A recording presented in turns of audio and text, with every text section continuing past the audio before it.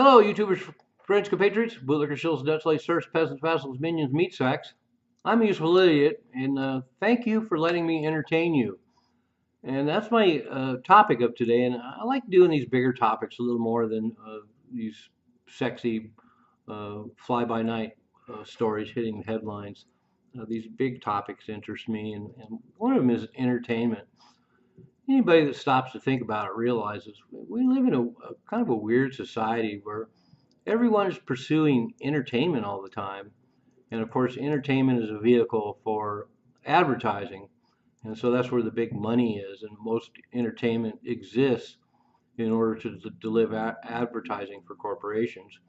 But we're living in a world where we're just swimming in an ocean of entertainment. And we have cell phones, which we carry around with us all the time, that are portable computers and portable TVs and everything else. And then we have uh, television is no longer like when I was growing up. There was like three, four, five channels. Now there's hundreds, if not thousands, of channels of streaming on TV, and we have, of course, DVDs. We have CDs. We have video games. We have this gigantic sports industry worldwide with soccer and baseball, football, basketball, hockey.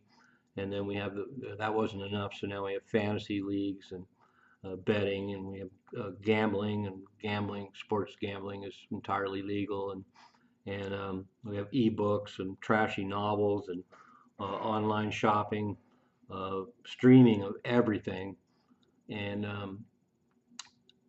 we also have Facebook, X, TikTok, all that kind of stuff, social media, which is certainly a form of entertainment. Although there's a lot of other things going on there as well. And then we have, of course, concerts and dance clubs.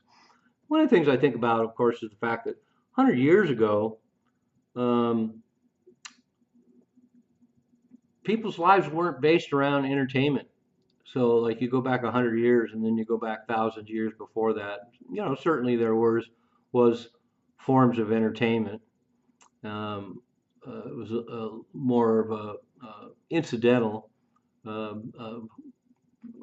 Tens of millions of people used to go to the movies back in the 40s, and especially during the war years and everything. It was a great escape. And of course, going to a movie then, you get newsreels and cartoons, and you get a B movie, and then you get the main movie, and but still. And then, of course, going back to Rome, we had the gladiator battles and crucifixions and all that kind of fun stuff for entertainment. But I just think it's interesting that the quality of life has changed now, where everyone's lives really seem to be centered around entertainment, and a strange thing. So I did a little research and got some numbers for you. YouTube, 720,000 hours of video footage are uploaded to YouTube every single day, and streaming music, 120,000 songs are posted every single day. There's between 13 and 17,000 movies made every year. So I always kind of wondered about that, because you go on a streaming service, and there are literally hundreds, if not thousands, of shitty horror movies, particularly.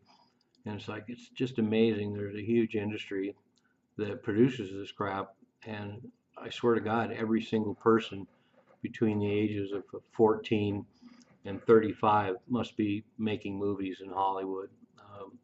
I think everybody in California is probably an actor, but it's just astounding that all this time and effort and money goes into entertainment, including really, really crappy entertainment.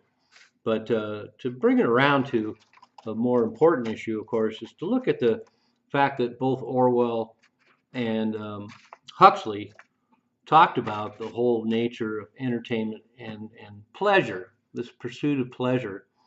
And there's a great Orwell quote that said, films, football, beer, and above all gambling filled up the horizon of their minds. To keep them in control was not difficult. And so that really gets to the heart of the matter. And of course, the whole entertainment industry was pretty substantial back in the time when Orwell and Huxley wrote their dystopian novels. But the fact that they had the insight to realize the implications of a society that is all about pursuing pleasure and pursuing entertainment, and then looking at where we're at now, um, it's just it's amazing. It really makes you realize that not only is all this entertainment, and pretty much all the entertainment, all the formats that I talked about, are all vehicles for corporate advertising. So they're not only advertising their products, but they're giving the corporate narrative. A good example of that is most Americans, the only thing they know about history is what they see in movies. And of course, movies are all propaganda. So not only do we have product placement, but it's astounding. And it seemed more benevolent back in the 40s. You had anti-Nazi war movies being made that were propaganda. But now we live in an age when, there's movies about 9/11, there's movies about Abu Ghraib, of all things. There's all kinds of movies that put forth really distorted, uh, fanciful visions of these historical facts in our own times. And so, I hate to say it, but almost all the films you watch, particularly if they're about history, are pretty fictional and very distorted and present a status narrative.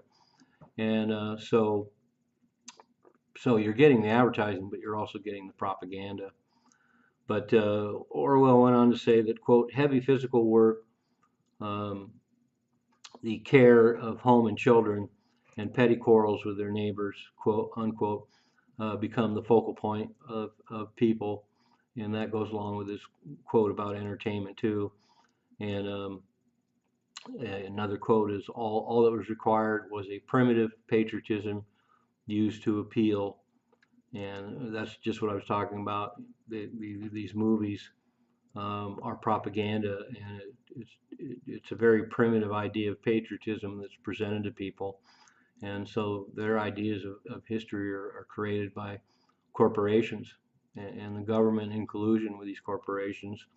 So it's indoctrination, it's propaganda, it's controlling the narrative. And so on the surface, everybody's having a good time. They're getting entertained. They're indulging in pleasure, and they're doing it 24/7. And it seems to be a focal point of most American lives and a lot of people around the globe. And what a great vehicle for indoctrination and propaganda and controlling the narrative. I mean, what a wet dream for Edward Bernays. I've mentioned him before, and I would hope most people are familiar. I'm sure a lot aren't. But Edward Bernays was an American cousin of Freud, and he took a lot of Freud's ideas and he developed mass public opinion molding. And so he set that up in the United States in the early 20th century. And he worked for corporations. Good example of that is the tobacco industry wanted more women to smoke. They pretty much had most of men smoking, but they wanted to get women to smoke. So Edward Bernays came up with a campaign of calling them torches of freedom. And let's remember, this was the wild, crazy 1920s, and flappers, and the independence of women, and women getting the right to vote and all that. And so through campaigns, it's really great and interesting to look at the artwork of the period marketing these cigarettes to women, and it worked. Uh, Pretty much got most of the strong, independent young women in the United States to take up smoking. But anyway, that's a good example of how it works. But Bernays found out that governments would use his techniques too. And so Edward Bernays, in a lot of ways, is the father of propaganda. And in fact, he wrote a book called Propaganda. And at the time, it was not considered a negative. Of course, in our era, we considered it a negative, and rightly so. But at the time the term was popularized, it was relatively benign. But but anyway, Edward Bernays would be, if he had been alive in the last 50 years or so, he would have been amazed to see where we are now. He could never have imagined something like social media. If you want to talk about the heights of indoctrination and propaganda and controlling the narrative that we have now. Everything his systems and philosophy was based around, you would be amazed at what has been achieved. And I'm amazed at what's achieved now with social media and the co-opting of just media in general. The kind of the way that people are manipulated. There truly is mass psychosis. As I mentioned in other videos now, that the media and the politicians can come out and spread these ideas on social media, and the next thing you know, Trump is Hitler and Obama's Hitler, and people believe this stuff. It's just too easy for them. But the other thing about pleasure and entertainment is that it's passive. And so that's another thing that distinguishes the era we live in now compared to the past. You had to go to it, and you had to engage in all these different formats. And now you pretty much just sit back and it comes at you. And all the streaming movies and all the streaming music and all the television and the social media and everything else. I mean, you're as passive as you can be, and this stuff just comes at you. And so I think these warnings of Huxley and Orwell are important to bear in mind when we look around and see what kind of world we live in now, where entertainment is the focal point. And there's some distinctions between Orwell and Huxley, and I oftentimes think that we've kind of landed in the middle because one said that they would burn and censor books, and the other one said we just have to get people not to want to read anymore, and that's kind of where we're at. So we have a lot of censorship, but we also have a point where people just aren't interested in books anymore. And so anyway, give that some thought. I mean, think about these things I've talked about and look around the world. We live in a strange world where entertainment is the axis by which everything revolves around, and everyone's lives are circling this whole idea of just being entertained from the minute you wake up until the minute you go to sleep. And it doesn't matter whether you're at work or not.